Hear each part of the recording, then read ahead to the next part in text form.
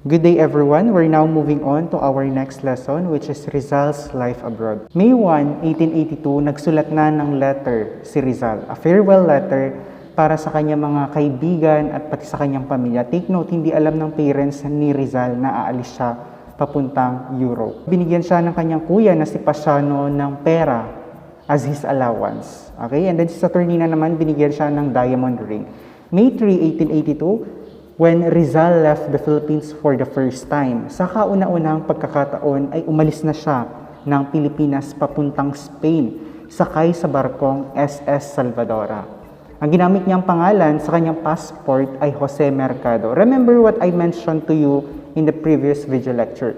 Kaya hindi ginamit ni Jose ang apelidong Mercado noon sa Ateneo nung nag-enroll siya at nag-aral siya dahil mainit sa mga Kastila yung apelidong Mercado. However, since he is applying for a passport and he does not want to be illegal, yung Jose Mercado yung ginamit niya na pangalan. On May 9, 1882, nung siya ay nakarating sa Singapore, tumira siya sa isang hotel. Okay? It was Hotel de la Paz.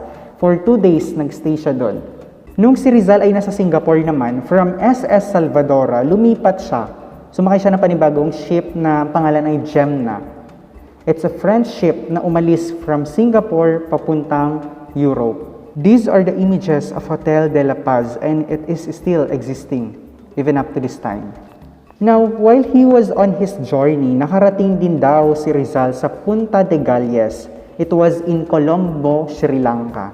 At ito ay naisulat niya sa kanyang diary. Okay?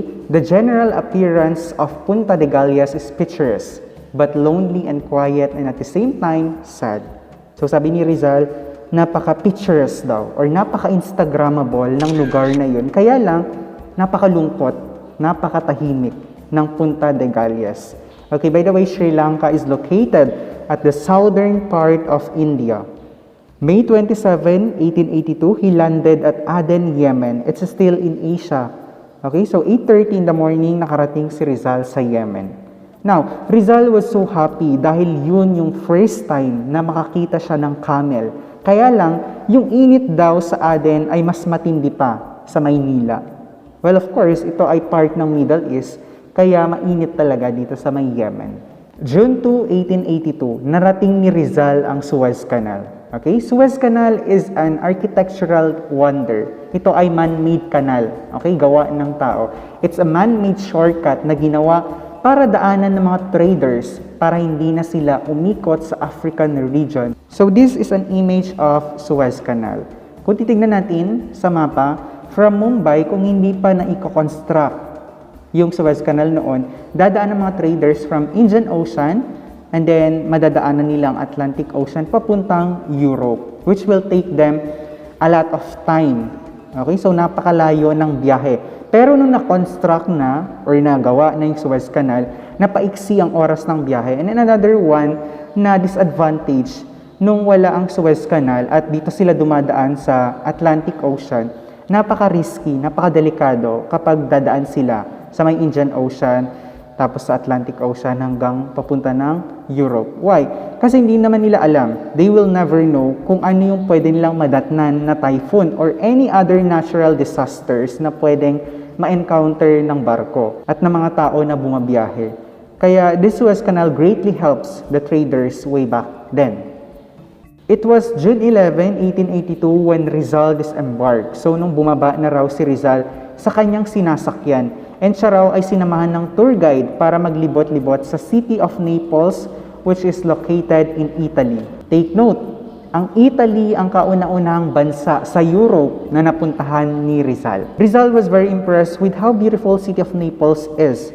It's a business district, napaka-lively daw ng mga tao. And its panoramic beauty, napakaganda daw sa city of Naples. Now, it's about 10 o'clock in the evening nung June 12, 1882 when the boat anchored at Marseille. So it was in France. Nakaidlip daw si Rizal sa biyahe. While in Marseille, nabisita rin daw ni Rizal yung Chateau d'If, where Dantes, the hero of the Count of Monte Cristo, was imprisoned. Yung Count of Monte Cristo, isa yun sa favorite book ni Rizal. nakarating na sa Spain si Rizal. Dito talaga umikot yung life ni Rizal.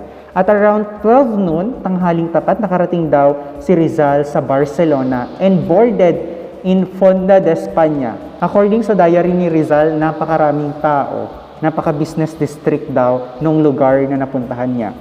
While in Barcelona ay naisulat ni Rizal yung isang essay and the title is Amor Patrio or Love of Country. Of course, his inspiration was his own country, the Philippines. According to historian, homesick daw si Rizal, nalulungkot daw siya at namimiss niya yung kanyang pamilya. Also considering the fact that hindi alam ng kanyang parents yung naging desisyon niya na pagpunta sa ibang bansa para ituloy yung kanyang pag-aaral at makapag-specialize in the field of medicine. Now, here's another article na naisulat niya. It was Los Viajes or Travels na sinundan din ng isa pang article, Revista de Madrid, Review of Madrid. So, hindi rin na-publish yung kanyang Revista de Madrid dahil nawalan ng pondo. Try to imagine, baguhan pa lang si Rizal sa ibang bansa, pero nakakapag-venture na siya, nakakapagsulat at nakikipag-deal na siya sa mga publication houses. So that's how good he is as a writer. Now, yung Amor Patrio ay na-publish sa Diaryong Tagalog. It's a Manila newspaper at inedit ito ni Basilio Teodoro. Yung Amor Patrio ni Rizal, siya ang nag-edit. And this was the first article written by Rizal abroad. Take note, ang Amor Patrio ang kauna-unahang literary piece na isinulat ni Rizal abroad. Okay? It's a nationalistic essay, first article written on Spanish soil. Ang ginamit niya na pen name or pseudonym ay Laan. Okay? Noon, napaka-importante na kapag ikaw ay writer, kailangan gumamit ka ng pen name. It's for your own safety and security. Okay? Para hindi ma-identify yung true identity mo. Kaya napaka-importante sa mga writers noon na gumamit sila ng pen name. So there are two versions of Amor Patrio. The Spanish text was the one originally written by Jose Rizal in Barcelona, Spain. And the Tagalog text was a Tagalog translation made by Marcelo H. Del Pilar. It was September 2, 1882 when Rizal moved from Barcelona papuntang Madrid. Kasi nandun yung school na gusto niyang pasukan para ituloy yung kanyang pag-aaral ng medisina. And nag-enroll siya, nag-aral siya sa Universidad Central de Madrid. At dalawang course ang kanyang in-enrollan. Okay? Kung ano yung natapos niya sa may UST, it's Medicine and Philosophy and Letters. So kung babalikan natin, itong Philosophy and Letters, yung kauna-unahang course na in-enroll ni Rizal sa UST. Dalawang reason kung bakit in-enroll niya ito. Una, ito yung gusto ng kanyang father. Second, hindi pa siya sure kung anong course yung gusto niya. Kaya ang ginawa niya noon, sumulat siya kay Father Pablo Ramon, isang rector sa Ateneo, a former professor of Rizal.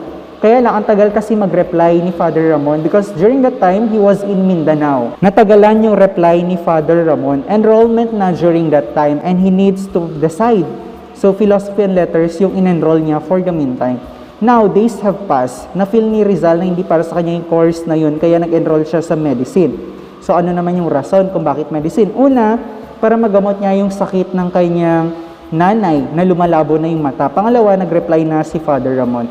Therefore, hindi na bago itong Medicine and Philosophy and Letters na course kay Rizal nung nag-enroll siya sa Spain.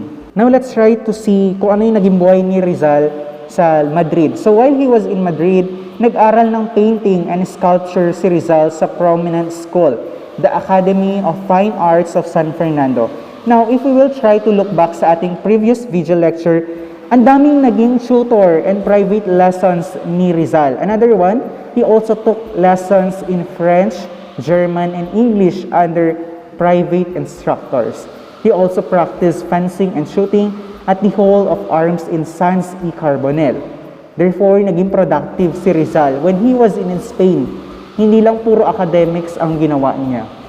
Nung nasa Spain si Rizal, there's an organization na binubuo ng mga Filipinos and Spaniards. Ang pangalan ng organization ay Círculo Hispano-Filipino. So one time, nakapagsulat si Rizal ng isang poem or tula, Me Piden Versos. They asked me for verses na kanyang idineclaim or pinerform niya in front of his fellow Filipinos during New Year's Eve, December 31, 1882. Naimbitahan kasi siya na mag-perform. So, inirecite niya yung kanyang ginawang tula. Also, while he was in Spain, he joined another organization. It's Masonry or Masonic organization.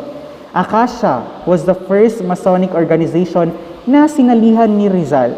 Why did he join? His reason was to secure Freemasonry's aid in his fight in the Philippines. Parang maging backup niya. Okay? Support system niya yung Masonry. Now, the second Masonic organization na sinalihan niya ay the Lodge Solidaridad, na kung saan naging Master Mason siya. Do you know Masonry? Merong mga nagsasabi kasi na ang Masonry daw ay may pagka-antichrist para raw silang Illuminati members. So here's the story. Ang Masonry or ang mga Mason, nagsimula lahat yan sa mga grupo ng mga Mason. So alam naman natin yung mga Mason. Sila yung mga nagbibitak ng mga bato sa mga building, more on construction, yung nature ng work nila. Itong mga Mason ay nakaranas ng social injustice coming from the government and coming from the Catholic Church. Kaya gumawa sila ng organization para kalabanin yung pagpapatakbo ng simbahang Katolika and the government also. They are not mad at the religion itself, but rather they are mad on how the Catholic Church was being run. Yung mga nagpapatakbo ng simbahan. Okay? Therefore, they are not anti-Christ and naging member pala si Rizal ng Masonry. Now, natapos na ni Rizal yung kanyang medical course na kung saan nabigyan siya ng licentiate in medicine. And the following year, he passed all his subjects para mabigyan siya ng titulong Doctors of Medicine. Unfortunately, hindi niya agad nakuha yung titulo niya sa pagiging doctor. Nakuha niya lang yon after a couple of years dahil walang pambayad si Rizal dun sa balance niya sa school. Okay, nung mga time na to, hindi na ganun kalakas yung business ng kanilang pamilya sa Calamba. Medyo bumababa na yung sales nila, yung benta nila, at yung mga inaani nila sa kanilang bukid. Okay?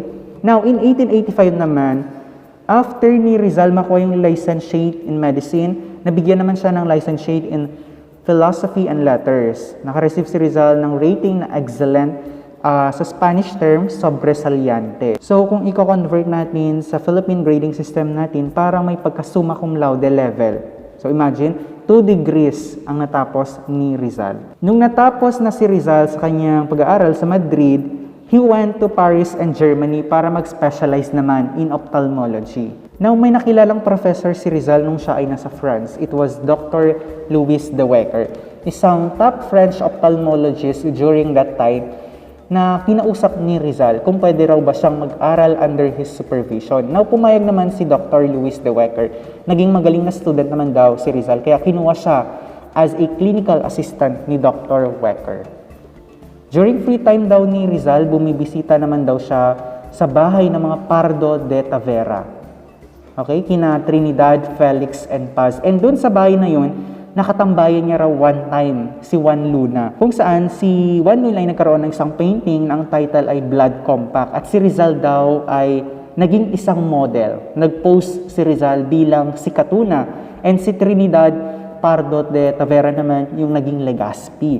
Nag-post din daw si Rizal sa painting ni Juan Luna na The Death of Cleopatra, na kung saan nag-base daw si Rizal as an Egyptian. Okay? So, sa mga image na makikita nyo, ito yung ginawa ni Rizal as a model. Moving on, Rizal left Paris to Germany after ng kanyang pagiging clinical assistant kay Dr. Wecker. He gained a lot of informations, nakapag-practice siya ng kanyang specialization, and now it's time for him to go in Germany. He arrived on February 3, 1886 in Heidelberg. Pagkarating ni Rizal sa Germany, kinausap naman niya isa na namang kilalang German ophthalmologist. It was Dr. Otto Becker. Nakapagtrabaho rin daw si Rizal under Dr. Becker's supervision sa University Eye Hospital. So Rizal arrived in Berlin. He was fascinated by the scientific atmosphere and the absence of racial prejudice in Berlin. In Germany kasi maraming sumikat na scientists and researchers. And during that time, hindi raw nakaramdam si Rizal ng racial discrimination sa Berlin as compared from his previous experiences sa mga napuntahan niyang lugar sa Europe. There is another person na na-meet ni Rizal. It was Dr. Fyodor Hagor, na isang author ng libro, one of his favorite authors. So try to imagine na na-meet niya in person yung favorite author niya. And the title of the book written by Father Hagor was Travels in the Philippines. And here's another man, Dr. Rudolf Virchow, the father of modern pathology. So, ito yung mga doctors na na-meet ni Rizal nung siya ay pumunta sa Berlin, sa may Germany. What are the reasons why Rizal stayed in Berlin? So first, to gain further knowledge in ophthalmology. Mas marami pa siyang matutunan in the field of medicine, particularly sa kanyang minor na ophthalmology. Second, to improve further his studies of sciences and languages. To observe the political conditions of Europe, okay? And pang-apat, to associate with famous German scientists and scholars, which is nangyari naman. May mga nakilala siyang scientists and scholars na nakasama niya, nakahalubilo niya. And the last one, to publish his first novel, Noli Me Tangere. Okay, so sa Berlin, Germany, na-publish ni Rizal yung kanyang first novel, The Noli Me Tangere. Nagsulat ng letter si Rizal at ito ay pinadala niya sa kanyang kapatid na si Trinidad. Anong meron sa letter? He expressed on how he was fascinated with the nation, his enjoyment on the city, his social life experiences, and even his description sa mga German ladies. Okay, now let's have an overview, a short overview of Noli Me Tangere. Okay? Bigyan ko lang kayo ng idea dito sa novel na to kasi part pa rin to ng journey ni Rizal nung siya ay bumiyahe sa Europe kasi dito niya na-publish yung kanyang novel. Okay? It was winter of 1886. Ito yung part of his life na masasabi nating naghirap si Rizal kasi wala na siyang makain dahil walang perang dumarating sa kanyang pamilya. Okay? Nasabi ko kanina, naghihirap na yung kanilang pamilya sa Calamba. He had no choice but to sell the diamond ring of his sister sa Turnina na binigay sa kanya before his departure. So nabanggit na it was painful episode for he was hungry and sick. Kaya lang, napawi naman daw yung kanyang lungkot nung naidala niya na sa printing press yung kanyang novel na Noli Me Tangere. Ano ba yung naging inspiration ni Rizal para isulat niya yung Noli Me Tangere? So it was Uncle Tom's Cabin by Harriet Beecher Stowe. So the Noli Me Tangere was created because Rizal got inspired by Harriet Beecher Stowe's novel, Uncle Tom's Cabin. Ito namang Uncle Tom's Cabin, it's a novel that talks about racial discrimination, racial prejudice, and slavery na kung saan binebenta ng mga white American yung mga black American. So nakita ni Rizal na somehow related yung kwento ng Uncle Tom situation ng Philippines noon. Okay? Kaya ginawa niya yung Noli Me Tangere. Nung sinusulat ni Rizal yung kanyang novel, nakilala niya sa may Berlin yung kanyang kababayan na taga Bulacan. It was Maximo Viola. Si Maximo Viola ang masasabi or maituturing na savior ng Noli Me Tangere. Dahil sa sobrang hirap at kakulangan sa pera ni Rizal, nagpautang si Maximo Viola kay Rizal ng pera para maiproduce niya na yung copies ng Noli Me Tangere. Okay? Kaya si Maximo Viola ang rason kung bakit nakapag-print, nakapag-produce ng kopya ng Noli Me Tangere. Nagpautang siya kay Rizal. It was February 21, 1887. The Noli was finally finished and ready for printing. The name of the printing shop was Berliner Buchdruckerei Action Gesellschaft. Nagbayad daw si Rizal ng 300 pesos for 2,000 copies ng novel. Okay, so noon yung ganitong amount naman ay marami ka nang mabibili. Mataas pa yung value ng money nung mga panahon na to. Okay? This is an image of Noli Me Tangere book. It was designed by Rizal itself. Okay, by semi-final, madidiscuss natin yung novels ni Rizal. May meaning bawat drawing. Okay? And si Rizal lang din ang nag-design ng cover ng Noli Me Tangere. March 21, 1887, nailabas na sa printing shop yung novel ni Rizal. Saan ba nanggaling yung title na Noli Me Tangere? It came from a Latin phrase which means touch me not, or sa Tagalog, huwag mo akong salingin. Okay? Huwag mo akong hawakan. It's not originally conceived by Rizal kasi galing sa Biblia yung phrase na pinagkuhanan niya ng title. Moving on to Rizal's Grand Tour of Europe with Viola. So may mga historical records na nagkukwento na may grand tour daw si Rizal kasama si Maximo Viola. So nag-ikot-ikot daw sila, naglakwatsa sila sa Europe. So let's see. May 21, 1887, umalis na ng Berlin si Rizal and Viola. Sumakay sila sa train and then Narating nila ang Dresden. That's one of the best cities in Germany. Nakita rin daw ni Rizal yung isa sa mga favorite niyang paintings. It's the Prometheus Bound. Okay, so let's have a short story. Yung Prometheus Bound, it's a painting of Prometheus who is a Greek mythology character na isinumpa. And then, itinali daw siya sa kabundukan. Kinain yung kanyang liver, okay, yung kanyang atay ng mga ibon on a daily basis. So, si Prometheus kasi ang nagregalo daw sa mankind or sa sangkatauhan ng apoy. Ninakaw daw ni Prometheus yung apoy sa mga Olympus gods para daw magamit ng mga tao. Kaya lang, nagalit ang mga Greek gods. Since si Prometheus ay immortal, hindi siya namamatay. Isinumpa siya na kainin araw-araw ng mga ibon yung kanyang atay. Dahil na immortal siya, gumagaling pa rin siya. Okay? So, kakainin siya ngayon, kinabukasan, gagaling. Ganun yung naging cycle ni Prometheus. Pero nakalaya siya because of Hercules' help. Okay? And next na narating daw ni Rizal ay ang Taschen, which is now Desin, Czechoslovakia. Okay? Ito yung next stopover niya after niyang umalis ng Germany. It was in Late Maritz nung narating ni Rizal at Maximo Viola ang lugar na ito via train. At doon na nakilala ni Rizal yung kanyang best friend. Okay, take note, yung kanyang best friend na si Ferdinand Blumentritt, isang Austrian professor. Tuloy pa rin ang biyahe galore ni Rizal at Maximo Viola. So nakarating daw sila sa Vienna. So according to Rizal, Vienna was the queen of Danube because of its beautiful buildings, religious images, haunting waltzes, and majestic charm. Kindly look at the pictures. Ganyan kaganda ang Vienna in Austria. So in rainfall, na-impress daw si Rizal sa Cathedral of Ulm.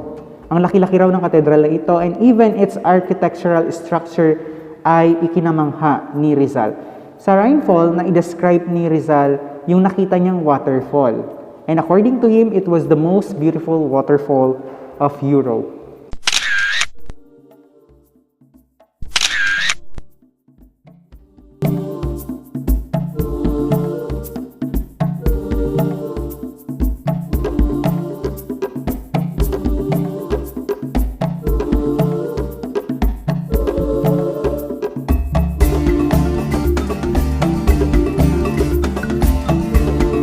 So nakarating din daw si Rizal sa Switzerland. While in Geneva, sinelebrate ni Rizal ang kanyang 26th birthday with Maximo Viola. It was June 23, 1887, after celebration ng birthday ni Rizal, at last kailangan nang bumalik ni Viola sa Barcelona while Rizal continued his tour to Italy. Now, while he was in Spain, umattend daw si Rizal ng isang exposition, isang event. Yung exposition daw na ito ay nagpapakita ng Filipino cultures. Galit na galit daw si Rizal and na-offend siya dahil isa raw sa mga naging display sa exposition na yon ay mga kababayan natin na igorot. Okay, ginawa raw silang exhibit, ginawa silang source of entertainment. Moving on, Rizal reached the city of Rome na tinawag niyang the Eternal City and the City of Caesars. So Rizal was very thrilled kasi napakaganda raw ng Rome. So one of the tourist spots sa Rome ay itong Colosseum. So this is an image of Colosseum. Ito yung outdoor image niya. Then kapag titignan natin sa loob, ganito ang itsura. Okay? So dito sa Colosseum nangyayari yung paglalaban ng mga gladiators. Okay, try to imagine, ang entertainment noon ng mga Romans ay manood ng mga tao na nagpapatayan. And hindi lang naman tao versus tao. Pwedeng tao versus wild animals.